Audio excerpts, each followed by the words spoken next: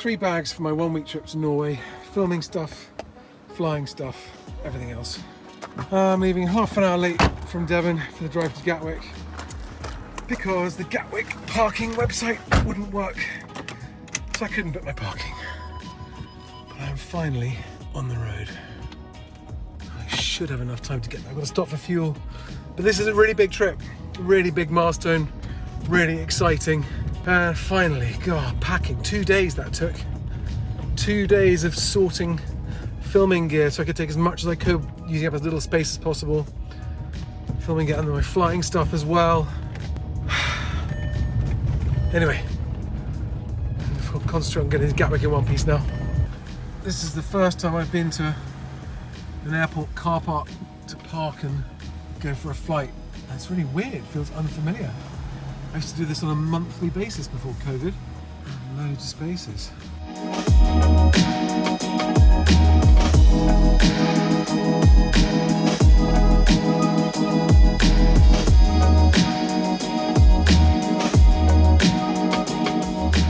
It's nothing quite like the humiliation of airport security. I don't like paying extra for seat allocation when I'm on my own on a shorter flight, but I got a window seat anyway. Woohoo! Good night, beautiful children, I love you. Missed them like crazy when I'm away, but Clara's going to join me in 4 days. 10 minutes. Okay. Airports. If I've been lucky, I've flown around the world many, many times commercially. It's not what it used to be. That over there is normally where I would go and sit and have a drink before my flights to Lisbon. But even though everything's opened up, half of Gatwick's still closed down. It's quite depressing, actually.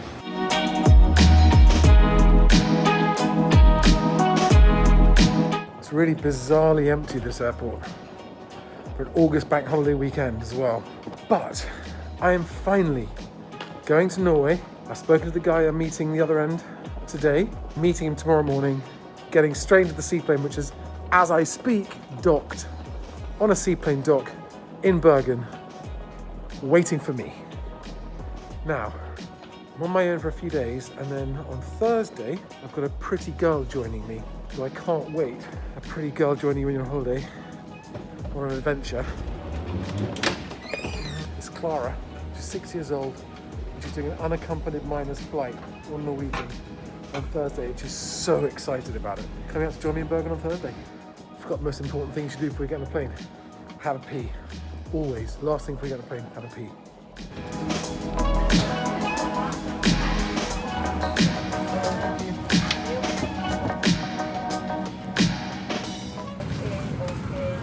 It's worked out quite well. Basically, my cabin bags were both overweight. I had a combined total cabin bag allowance of 15 kilos, and I think it was 22. And then when I wanted to check in, the hold luggage was actually well underweight. And she said, why couldn't I swap them around? And I forgot, but actually, I've got pocket knives in the one that I've checked into the hold luggage, so there's no way I could have taken that on the cabin anyway. It took me 4 hours to pack because I crammed so much stuff into those 3 small bags. It worked out. I've got massive, huge amounts of room because I'm on the emergency exit. Loads of room. And the bag that's supposed to go under the seat in front has gone up top because you're not allowed to put bags under the seat in front when you're in the emergency exit row. It's also a pretty empty flight. I could have sworn the woman at check-in said, oh, it's a really full flight. I really am very excited, but until I'm actually on that seaplane on the dock tomorrow morning, I'm not taking anything for granted or counting any chickens. I don't know how many hundreds of flights I've done, but I still get the same excitement as I did when I was an 8-year-old boy being on a jet that's about to take off.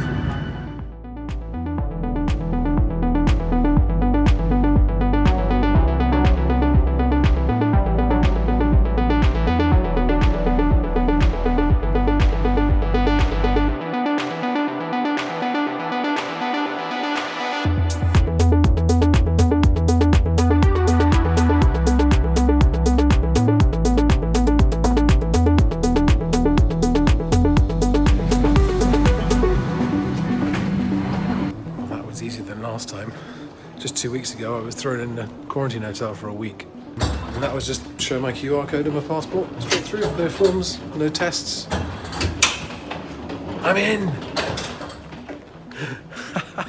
I'm really in this time. Until they actually let me in, I wasn't going to believe it, but yeah, one less thing to worry about. Right for me. Now I've got a 5-minute walk to the hotel. 5-minute walk, I'm at my hotel. Good night's sleep, and then up in the morning, find that seaplane. And here's my taxi taking me from this hotel, the airport hotel that I wanted to stay in. Then we're going to go downtown to Bergen, down by the fish market. Good evening. Good evening. I've booked into the wrong hotel. Oh, yes. I was here 2 weeks ago, but they put me straight into quarantine because 2 weeks ago they weren't accepting British people, even though I was vaccinated. Yes. So I was in Sandefjord, and I had to stay in the hotel in Sandefjord for a week. So this time, hopefully I can stay. Samantha, my colleague, did not book me into the right hotel. And they can't transfer the booking to this one because it was done on booking.com. So, I'm gonna get a taxi downtown now.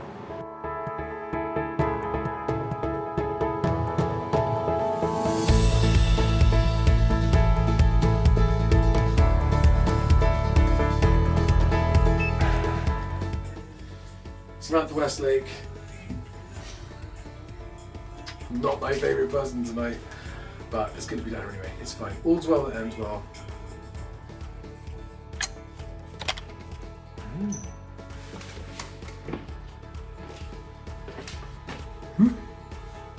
Nice. Amazing breakfast spread.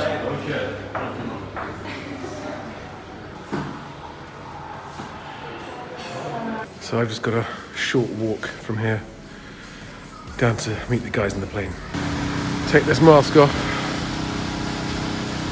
Oh, I hope this doesn't become a permanent thing with the masks, it's really boring. No flying for a bit, I can just see low cloud. Not good. So, very low cloud, no flying for a little while, but come to a place called Good Bread for breakfast, although I've already had my hotel breakfast. Just met with Daniel and Sven, and I think we're going to be flying together today, weather permitting. But this is all part of the adventure of seaplane flying. I didn't know I was going to be meeting Sven. He couldn't get back because there was no standby available for him. And so I'm going to have a new friend. He only just passed the seaplane rating, so he's a commercial pilot. But on seaplanes, I have seniority there, which is a weird feeling. But it's good to finally be here. So I am tantalisingly close to seeing the seaplane. I'm with the two guys that I'm with. They're staying in this hotel. They've got to get their bags and check out. We have 300 metres to go to the seaplane. Already beginning to learn about a lot of added complications here. Fuel availability, the performance of the plane with 3 guys and bags and fuel, and our logistics for the next couple of days, because the third guy, he was supposed to get out of here yesterday on a standby flight but didn't get a seat. Just walked all the way through Bergen, through Briggen. Beautiful, really old, the streets are made of wood. We've got these narrow wooden alleys. You can really feel the history around here. But yeah, so near so far. So we're planning to go flying. It's cloudy, there's low cloud here, but inland it's just blue sky, according to the weather. So I'm hopefully just minutes away from finally being with my seaplane. What's in there? Is that just a suitcase, or is it I've never seen a backpack that big. It's just a bag, that's a normal bag, but you can use it as backpack as well. Oh, okay.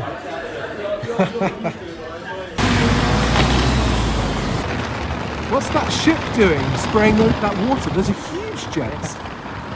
Filling up the fjord.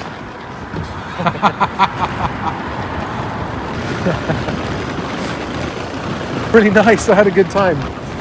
But you in the middle of the fjord here, where you see the green, the trees over there. Yeah, yeah.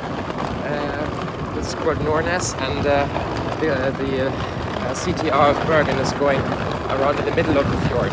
So if you're coming in here, you're coming in the middle of the fjord, heading towards the green island there. Then you fly over the city center, making your base up there to the mountain. Yeah. And then you're coming, landing in here along this. Okay, so it's a left-hand circuit. Yes. And Don't fly too low over these houses there. Just a little bit of height, and then you're landing up here. There's a molo that is protecting the seaplane base, and you're landing along the mole.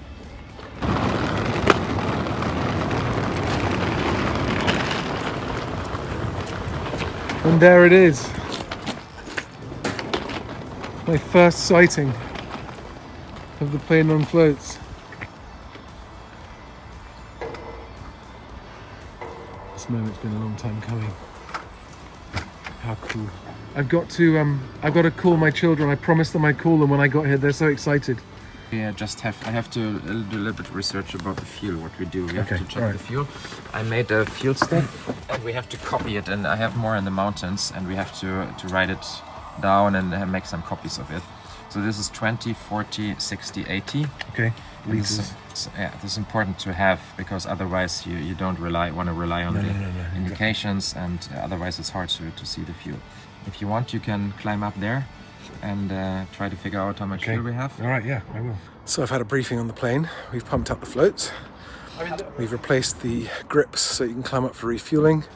This is a 1950s plane. And we're just trying to work out, we've got 70 litres of fuel on board, which is only an hour and a half fuel, so an hour with reserves. We're gonna make a plan if we're gonna fly, but at least the weather's cleared up now. With 3 grown men on board plus luggage, so floats are overweight. Gonna have to watch weight and balance very carefully.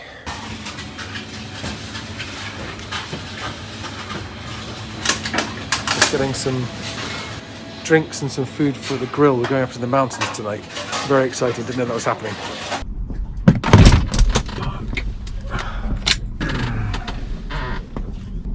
Glad that happened now, not when we're flying. First time behind the controls of a seaplane apart from my revalidation last year. I think it must have been September 2019. So almost 2 years. Just started up and taxied and just getting ready to take off for our flight. An hour into the mountains, staying up on a 3,000 foot lake. We're heavy. So it should be an interesting takeoff.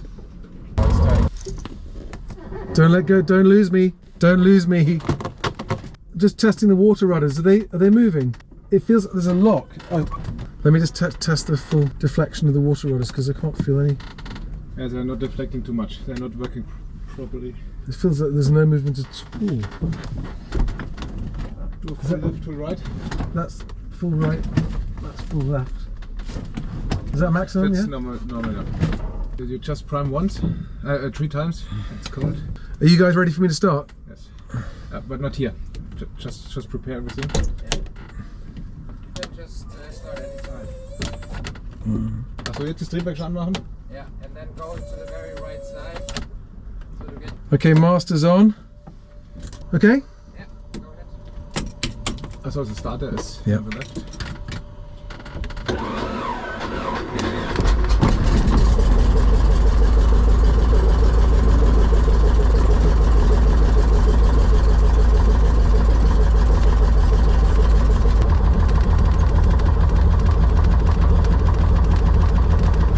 I'm going to go a bit out into the open water to just test it.